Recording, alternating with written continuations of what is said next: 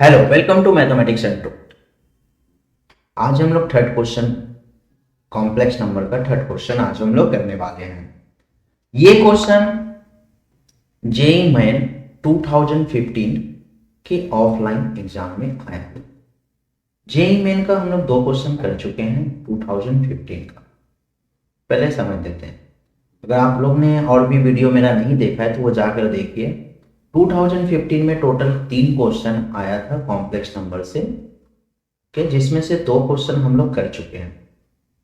ठीक है, 2 ऑनलाइन में आया था, एक डे 1 में आया था। ऑनलाइन में जब डे 1 फर्स्ट दिन एग्जाम हुआ था उस दिन आया था, और ऑनलाइन का एग्जाम जब सेकेंड डे हुआ था देन उसमें एक क्वेश्चन आया था। ठीक है, ये दोनों हम लोग क्वेश्चन कर चुके हैं। और ऑफलाइन का एग्जाम एक ही दिन होता है और बहुत सारा सेट बनता है, जिसमें से मतलब क्वेश्चन बहुत सारा सेट बनता है, क्वेश्चन एक ही रहता है और क्वेश्चन सफल किया हुआ रहता है। ठीक है, तो ये आपका ऑफलाइन का क्वेश्चन है, हो गया जो अभी हम लोग करने वाले हैं।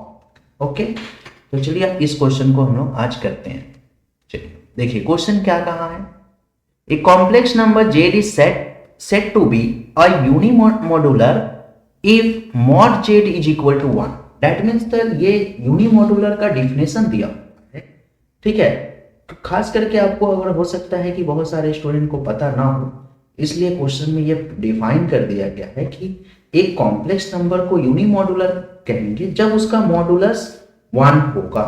ओके, अगर किसी भी कॉम्प्लेक्स नंबर का मॉड 1 होता है तो उस कॉम्प्लेक्स नंबर को हम यूनिमोडुलर कहते हैं। Okay, that means x square plus y square is equal to 1 square. मतलब कि एक ऐसा सर्कल जिसका सेंटर 0,0 होगा। ओके, और उसका रेडियस 1 होगा। रेडियस 1 मानकर जो सर्कल ड्रॉ करेंगे तो ऐसे, और इसके बीच में जो ये सब जो पॉइंट है, ये कॉम्प्लेक्स नंबर का ये सब जो पॉइंट है, ये सब जो पॉइंट है, ये पॉइंट जो है, ये इस कॉम्प्लेक्स नंबर को मान लीजिए z is equal to x plus i y. इस कॉम्प्लेक्स नंबर को अगर सेटिस्फाई करेगा तो ये सारा पॉइंट का मॉडुलस क्या होगा, 1 होगा। तो ऐसे ये सब पॉइंट को, इस सब पॉइंट को हम लोग यूनिमोडुलर कहेंगे। ये सब, ठीक है, ये सब पॉइंट यूनिमोडुलर कहलाएगा। That is the infinite point होगा, बट उसका हम मॉडुलस निकालेंगे तो हर बार। Okay, that is the definition of unimodular. Okay, आगे बढ़ते हैं। Suppose z1 and z2 are complex number such that next page में लिखते हैं z1 minus 2 z2 by 2 minus z1 into z2 bar okay is unimodular and z2 is not unimodular. Okay, चलिए ये जो लिखा हुआ है पहले इसको हम यहां पर लिखते हैं। वो लिखा हुआ है आपका z1 माइनस 2z2। ओके, यहां पे लिखते हैं, उसके बाद समझा देते हैं। z1 minus 2z2 by 2 minus z1 into z2 पर। ओके, ये यूनिमोडुलर है। ओके, ये यूनिमोडुलर है और z2 not equal to unimodular. That means इस पूरे का मॉडुलस, ये पूरे का मॉडुलस 1 के बराबर है। ठीक है, और इसमें और अलग से z2 जो है वो 1 के बराबर नहीं। ठीक है, not unimodular. Then the point z1 lie on A.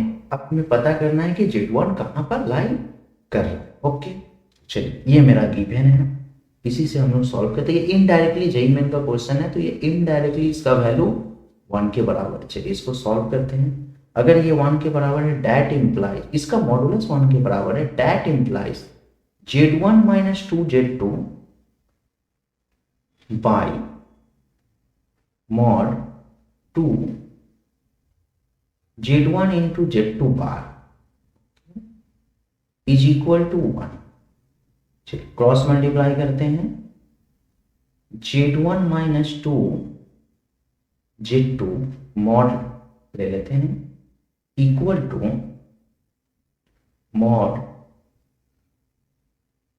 2 minus दे देते हैं 2 minus Z1 into Z2 bar का मॉड। ओके, अब स्क्वायरिंग बोथ साइड कर देते हैं। ठीक है, एक प्रॉपर्टी होता है यहाँ पे लिखते हैं स्क्वायरिंग बोथ साइड इसलिए करना है कि मॉड को रिमूव करना है। तो इतने बड़े कॉम्प्लेक्स नंबर का जो अंदर में Z1 Z2 है तो मॉड को हम लोग कैसे रिमूव करते हैं? एक्चुअली मॉड Z का मतलब होता है root under x square plus y square, but इसकी यहाँ पे मेरा लिखा हुआ है Z1 माइनस 2 Z2। तो इस तरह के कॉम्प्लेक्स नंबर में हम लोग मॉड को डिफाइन कैसे करेंगे? रूट तो दे देंगे बट यहाँ पे कौन है एक्स वाई, फिर हमको यहाँ पे सिंप्लीफाई करना पड़ेगा, तब जाकर मुझे ये डिफिनेशन अप्लाई करना पड़ेगा। तो इस तरह के कॉम्प्लेक्स में ये डिफिनेशन हम लोग अप्लाई नहीं करते हैं। उसके लिए हम लोग क्या करते हैं कि दोनों तरफ स्क्वायरिंग कर देते हैं। ठीक है, जहां पर एक से ज्यादा कॉम्प्लेक्स नंबर हो। अच्छा, ओके, देखिए तो ये फॉर्मूला है, आप देखिएगा कि अगर जेड स्क्वायर जो है वो जेड इंटू जेड बार के बराबर होता है। देखिए इसको डिफाइन कर देते हैं। मान लीजिए कि जेड ले लेते हैं, वो हो गया एक्स प्लस आई वाई और इसका स्क्वायर करते हैं। ठीक है, इसको देखिए लाते हैं, इसका जब स्क्वायर करेंगे हम लोग मॉड का डिफिनेशन जानते हैं root under x square plus i y. Okay, पूरे का whole square is equal to root और स्क्वायर कैंसिल हो जाएगा तो बचेगा एक्स स्क्वायर, सॉरी ये आई नहीं होगा, x square plus y square mod का डिफिनेशन। तो बचेगा क्या? X square plus y square. अब इस x square plus y square को हम ऐसे लिख सकते हैं x plus i y into x minus i. ठीक है, इन दोनों का फिर से मल्टीप्लाई कीजिएगा तो x square plus y square आ जाएगा और इसके जगह पे हम लिख सकते हैं जेड और इसके जगह पे हम लोग पुट कर सकते हैं जेड बार।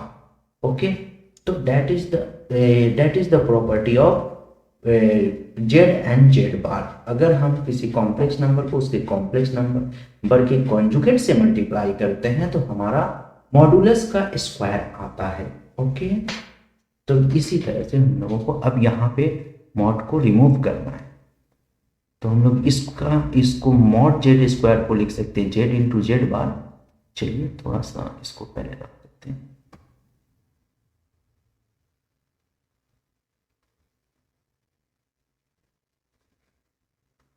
आप लोग मेरे चैनल इसके पहले वाले वीडियो को जाइए सर्च कीजिए।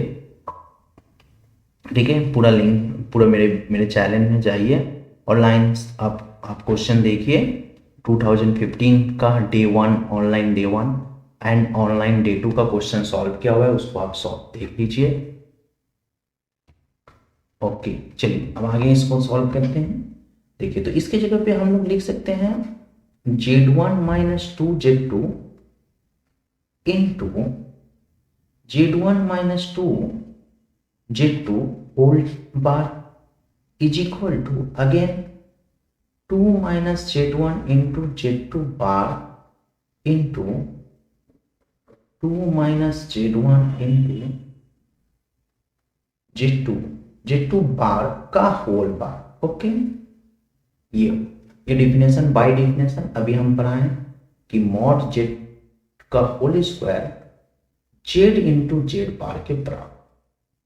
ओके, आगे सिंप्लीफाई करते हैं।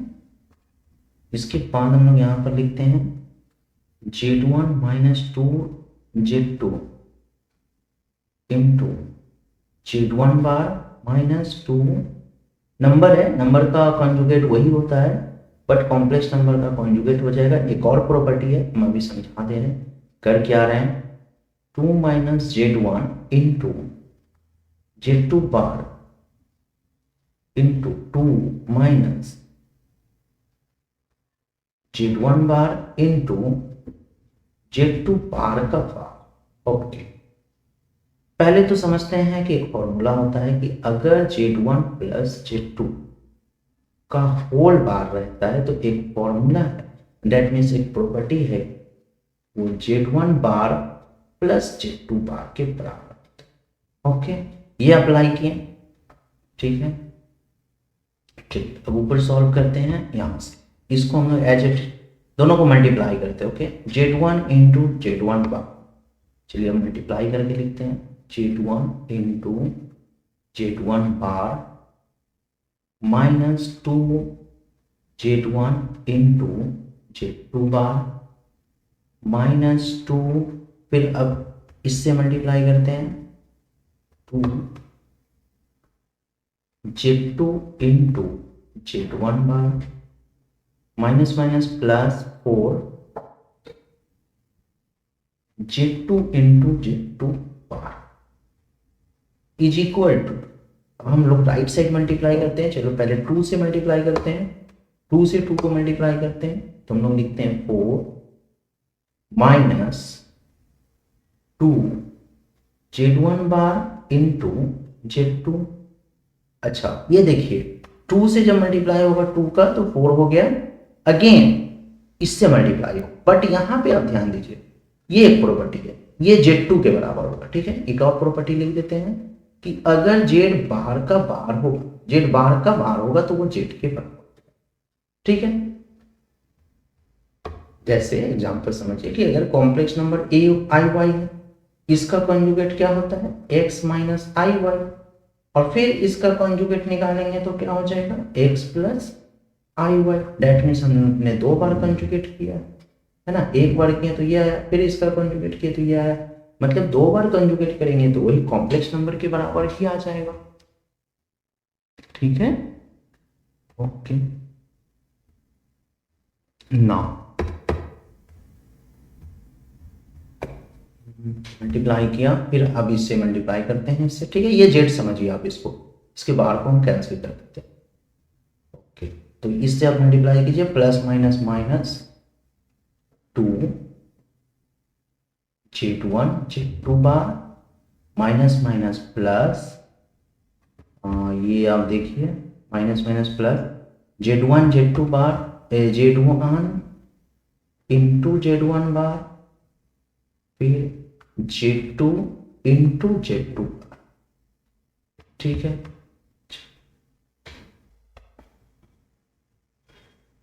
अब यहां पे देखिए Z1 into Z1 bar that is Z1 bar का होल स्क्वायर, ये फॉर्मूला, आप इसको लिखिए मॉड मॉड Z1 का होल स्क्वायर माइनस, अच्छा यहां से देखिए ये कैंसिल हो जाएगा, ये कैंसिल हो जा रहा है। ओके, तो यहां पे बच गया प्लस 4 Z2 मॉड Z2 का whole square that is the Z2 into Z2 bar, ठीक है, is equal to 4 plus mod Z1 का होल स्क्वायर इंटू Z1 का होल स्क्वायर इंटू Z2 का होल स्क्वायर। ओके, अब देखिए कुछ कैंसिल नहीं हो रहा है, ठीक है, इन दोनों में भी कुछ कॉमन नहीं है। अब सबको एक तरफ लाते हैं, मॉड Z1 का होल स्क्वायर माइनस Z1 को Z1 के जगह पे लाते हैं, तब जाकर कॉमन आएगा, Z1 का whole square into mod Z2 का whole square plus 4 mod Z2 का whole square minus 4 is equal to 0। Okay, एक इक्वेशन बन गया, कॉम्प्लेक्स नंबर का इक्वेशन है। अब यहाँ इन दोनों टर्म से देखिए, इन दोनों टर्म से क्या कॉमन है, Z1 का होल स्क्वायर कॉमन है, तो बचा क्या 1 माइनस मॉड Z2 का होल स्क्वायर प्लस इन दोनों टर्म से, अच्छा -4 कॉमन ले लेते हैं क्योंकि हमें 1 के बाद माइनस चाहिए, तो हम लोग यहाँ से -4 कॉमन लेते हैं। ओके, -4 कॉमन लेंगे तो पहले इसको लिखते हैं, इस टर्म को लिखते हैं 1 माइनस मॉड Z2 का whole square is equal to 0। Okay, अब देखिए थोड़ा सा रब करते हैं,